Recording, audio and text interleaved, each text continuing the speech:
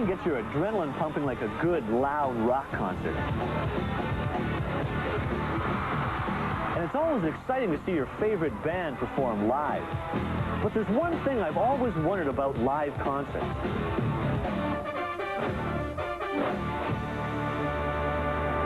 What's with the sound?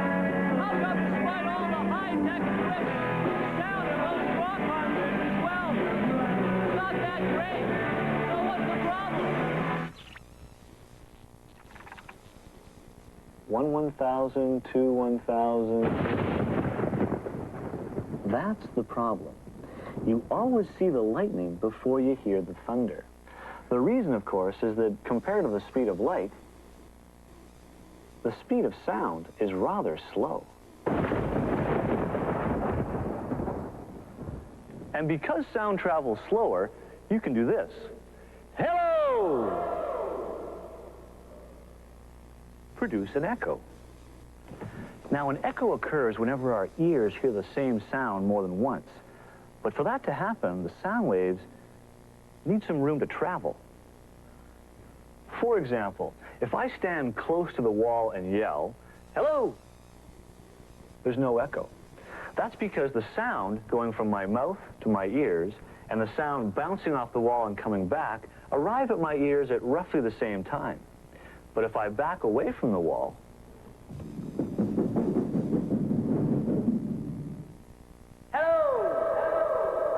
now it takes a little longer for the sound waves to bounce off the ceiling and return to my ears. This delay means I'll hear the sound twice, and the result is an echo. Echo, echo, echo, echo. So what does this have to do with the sound quality in a rock concert? Well, the biggest problem in most concerts is uncontrolled echo.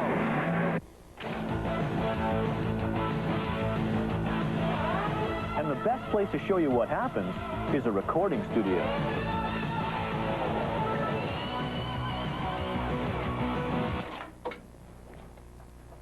Oi! Where we can control the echo. You've heard of the term reverb? It's short for reverberation, which basically means repeated echoes. Now, here in the studio, we can add reverb to my voice to make it sound like I'm talking in a bigger room. A little reverb is fine, but if you add too much, the echoes start to overlap each other. Now let's play a little music and start adding some reverb.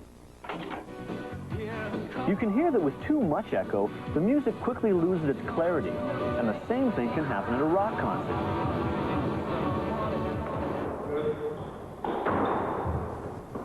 So what controls how much echo a room will produce? Well, basically there's three things to consider. First, how far away are the walls? The greater the distance between you and the walls, the longer it'll take the sound waves to return to your ears, and the more echo you'll hear. Second, what are the walls made of? The harder the surface, the more the sound waves will bounce. On the other hand, a soft, porous surface will absorb sound waves.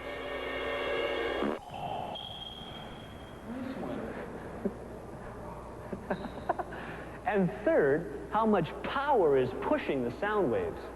Come on, Mike, your serve. Let's go. The greater the force pushing the sound waves, the longer they'll bounce around the room before they finally dissipate. Put all these variables together, and this is acoustical hell. It's a hockey arena, and unfortunately, it's also where most rock concerts are held. So what's wrong with this place? Well, just look around. You have hard brick walls, hard seats, a hard concrete floor, and a high steel roof. And if you're going to fill a big place like this with sound, you're going to need lots of power.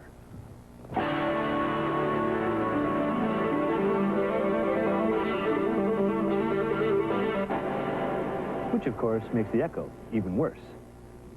What you really need is a building designed with acoustics in mind. Do you hear music? Ah, the symphony. No echo problems here. But why not? The concert hall is big, it has walls, it has a high ceiling. Why does it sound so good?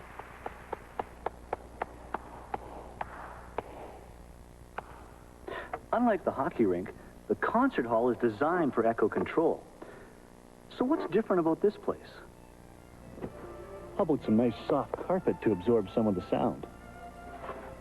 Soft padded seats to absorb even more sound. And hanging from the ceiling are baffles which help to absorb the sound waves bouncing off the roof. And check out the walls. These are soft panels that slide up and down on these tracks. So by sliding the soft panels down over the walls, you can adjust how much sound you want the walls to absorb. Now, most rock concerts are not going to be played in a building with adjustable walls, soft seats, and carpet on the floor.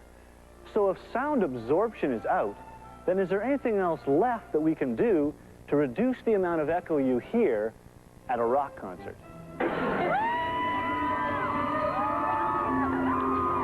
One of the recent trends at rock concerts is to move some of the speakers off the stage and suspend them above the band. It's known in the biz as flying the speakers.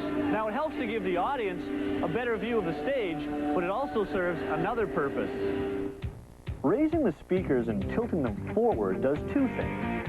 First, it helps keep the sound waves from bouncing off the ceiling. Secondly, it forces more of the sound to bounce off the floor.